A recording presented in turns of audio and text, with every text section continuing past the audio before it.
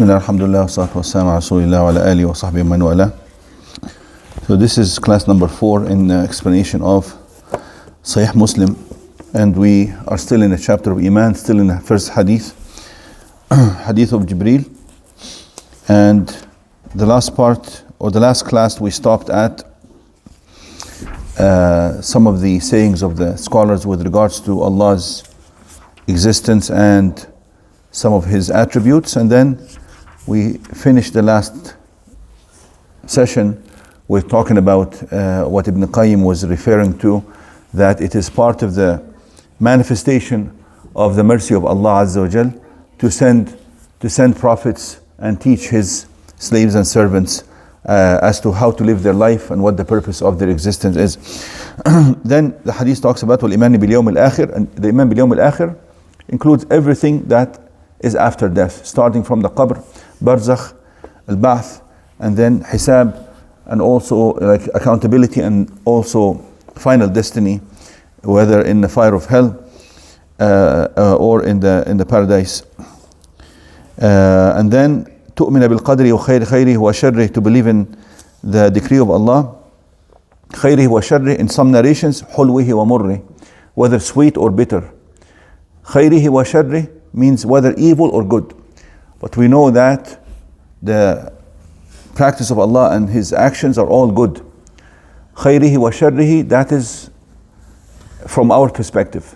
We might feel that this is evil or this is bad, but we still have to know that this is from Allah, and that Allah has a bigger wisdom and higher purpose behind that,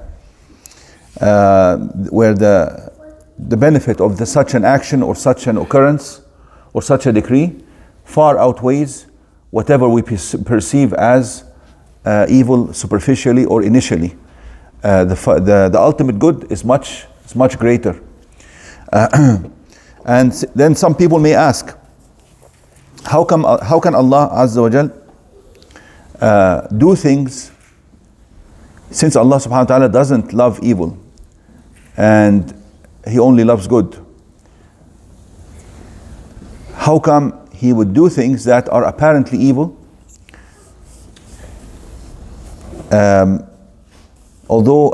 even such as, for instance, if somebody falls into a sin or something like this, that is an evil, and that is by the decree of Allah Azza wa Jal. But at the same time, Allah does not love that. إِنَّ اللَّهَ لَا يَأْمُرُ بِالْفَحْشَاءِ, and Allah hates such actions of sins or kufr or rejection and so on. But still, they occur, and they would have never occurred if Allah did not allow for them to occur. That is because Allah gave the free will to human beings. So scholars say that whatever is intended could be intended for itself or for its higher purpose or final outcome. So even for us, we sometimes do things that we feel are heavy on us or a burden on us because we look at the better outcome at the very end. People, for instance, who stay up late studying or wake up early in the morning to go to work, of course, even if they are so tired and they haven't slept, that is some kind of pain that they have to endure. They endure that because they see the final better outcome at the very end. This is murad li ghayri. You don't wake up and suffer from the pain of leaving your sleep while you need it because you want that. You are doing this because there's something better behind that, which is to go to work and support yourself and support your family and so on. Ibn Qayyim, for instance, mentions something about the creation of Iblis, Shaitan. Shaitan didn't create himself, Allah created the Shaitan. The presence of Shaitan in this world will lead to so much evil of all levels, at all levels. Whether it is rejection of Allah, whether it is kufr, whether it's fusuq, whether asyan, disobedience and so on, corruption, everything. So what could be the benefit behind that? He gives this as an example. He says, for instance, if this was not the case, then certain names of Allah would not manifest in existence, such as Al-Adl, that Allah will execute justice, that He is the just. If there is nobody doing any evil, how could there be any accountability and how could justice be executed? Also, Shadid al-Iqab. If Allah is Shadid al-Iqab, is somebody who would punish people of free will who go against him, how could this be if there was nobody who could go against him or disobey his commandments? Sari al-Hisab, and so on. Also, the exact opposite, and I should have mentioned this before, such as his forgiveness, his mercy, to conceal the sins of the believers, and so on, to forgive, to save people from the fire of hell, and so on. How would these manifest if this struggle between good and evil did not exist, and so on? He's mentioned so many things. It also shows the hikmah of Allah, His wisdom. It shows His ability to create the opposites, and so on. Al-thawab wal-iqab, and so on. So now we can understand by what he just said that Allah may create things He doesn't love, He doesn't like, because of the final outcome that is intended for Allah Azza wa Jal. And then he talked about al-ihsan. Ihsan is to worship Allah and ta'bud Allah ka'annaka tara. In some narrations, and takhsha Allah ka'annaka tara. To fear Allah as if you see Him. In the first narration, to worship Allah as if you see. Imam al-Nawawi says, if you imagine someone praying or worshipping while he can envision Allah Azza wa Jal, then he would not leave anything out that is required of him. He would do everything in the proper way and would not leave anything out, and there will be no shortcomings in his worship, because he can envision Allah as if Allah is currently watching him, or as if he is seeing Allah Azza wa Jal. And he would do it perfectly, internally and externally. It will come automatically. Then here he mentions that ihsan has 3 levels. One of them is to do whatever action is required of you, fulfilling all its requirements. For instance, doing the salah, you do the wudu, right, the perfect way, you do the ruku', the sujood, and so on. You don't leave anything out. باستيفاء الشرائط والأركان.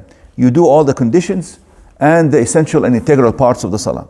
This is one level. The other level is somebody who is so immersed in the salah with his heart that as if he is like he can feel as if he is talking to Allah directly and Allah is watching him, and so on. That is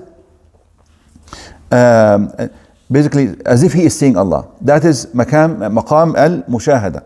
And then the third level is the level of somebody who can envision that Allah is watching him, even that he cannot envision Allah, but he knows at least that Allah is watching him. That is maqam al-muraqaba. So he says all these are levels of ihsan, but the highest one is the one who does what he does as if he is seeing Allah. Then comes the second level, which is the level of the person who does what he does, but he cannot reach the same level as the first one, but at least he knows that Allah is watching him. And then comes the third level, the one below that, where somebody does the best as he can, but to a level lesser than the one we just mentioned. Then he goes into Ashrat al-Sa'a. I just need to finish. We need to finish this hadith today if possible, and there's not much left. Then he talks about the hour. And then when he's asked, the Prophet ﷺ is asked about the hour, he says, the one you are asking, the questioned doesn't know any more about it than the questioner. This is because Allah Azza wa Jal has hidden the exact date, but He did mention some of the signs. As we know, the signs of the hour, some of them are plenty and usual signs, and some of them are few and very unusual. An example of the unusual signs, for instance, that we are told about is, for instance, طلوع الشمس من مغربها, that the sun would rise from the west. That is an unusual sign, and it's only amongst a few more signs that are called Ashrat al-Sa'a al-Kubra, the major signs. But the minor signs are plenty, probably in the hundreds. And here he mentioned a couple of them which would fall under the minor signs of the hour. One of them أن تلد الأمة ربتها أو ربها, that a woman would give birth to her master. The master could be a man or a woman here. And we talked about that briefly before, but I'll mention it real quick. Scholars explained it in two ways. One of them is that this is talking about the time where slavery was quite prevalent and rampant, and a man would have slave women at the time, and then he would have children from her. Those children are his children, and they are basically masters just like their father, while their mother remained a slave. According to the Islamic law at the time, when this was practiced, once she gives birth to a child, this slave girl cannot be sold to anyone else. And once the master, the father, dies, then she automatically becomes free. That's one explanation. The other explanation is that it's a sign that this is a sign of things changing, and that children become rebellious to the extent that they would deal with their parents as if their parents are their slaves. So this is a sign of the hour that it shows that the change in morality and the upbringing of children, the children would actually take the upper hand, and the parents will be obedient to their children. So this is not a good sign, of course, and it is, and times are changing, and we're seeing things like this starting to happen. And then the second sign he mentioned is that you would see antara, which means it's something that is very apparent. Everybody will be able to see it. It's a sign that everybody will be able to see. Al-hufat, the people who were barefooted. Al-urat, they were so poor that they could hardly clothe themselves. Al-ala, they were extremely poor.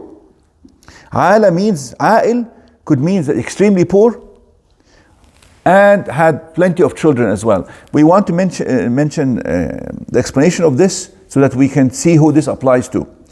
So this talks about some very poor people. Ru'a ash-sha, ash-shat or ash-sha. This refers to goats and sheep. And normally the herders of the goats and sheep were the poorest, because the richer ones had camels and horses. So here he's talking about the poorest of the poor. The Bedouins, who could hardly clothe themselves, couldn't even find shoes to wear because they were so poor. In some narrations, Prophet ﷺ is asked, who are they? He says, Al-Uraib. Al-Uraib means Al-Arab. He actually says this applies to the Arabs. And he said, use the word Uraib, which means the insignificant of Arabs, actually. يتطاولون في البنيان means they compete with each other in building the tallest buildings. And this again shows that things will be changing very fast, and you see that people who are very low could hardly feed themselves or clothe themselves, suddenly becoming extremely rich and doing things that really don't benefit much, such as competing, using their wealth inappropriately, competing in just building tall buildings. And this, according to the other narrations, applies to the Arab nations. So we know that this sign has basically come true, and we see it in front of our eyes in our own lifetime. We've seen those tall buildings come up in our own lifetime, and the competition is still ongoing. You see the highest building, Burj Khalifa in Dubai, and then there's now they're building another Burj al Mamlaka in Saudi Arabia. They want to build one that's a bit higher, maybe 100 meters higher, but higher. It has to be higher. This is the point, yani. And I don't know. Somebody knows the name of the building in Kuwait. Do you know the Burj in Kuwait? There's one in Kuwait as well. Anyhow, and then finally, as he left, Prophet ﷺ stayed quiet and didn't tell anybody anything. And after he left, he says, Ya Umar, أتدري من السائل? Do you know who it is? He says, then he told them that this was Jibreel. He came to teach you your religion. Inshallah, this takes us to the end of this hadith, and we will stop here. Any question about this? Exactly 15 minutes like that. Stop here, inshallah.